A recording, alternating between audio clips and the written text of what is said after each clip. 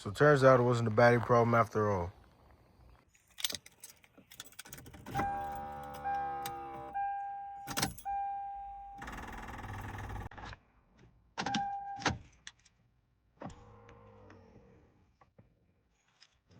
Yeah, I mean.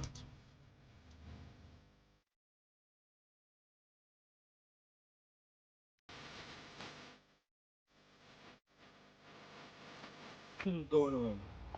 Yesterday, my mechanic put on the harmonic balancer and the serpentine belt. We put it on, we tried to crank it, and it still wasn't running. So it was cranking, but it wasn't turning over. So, I'm thinking it's the battery, because I've had battery issues in the past. So we pushed it out. That's why it's here and not in the garage. We pushed it out, and we were thinking it was just a simple fix. We could have just, jumped the battery, and it would have worked. It still wasn't cranking. So then I looked at my key, and I'm missing my immobilizer chip. It's gone, hollowed out. It's completely missing.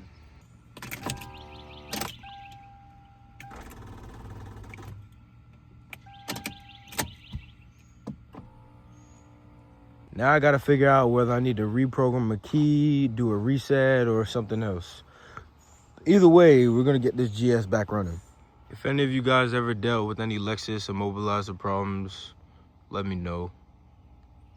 It's only day 2 and this build is giving me problems, but we're gonna have to keep going. Roman's Garage, out. I made way too much in a week. Must be 250 at least. Like the money just grew off a tree.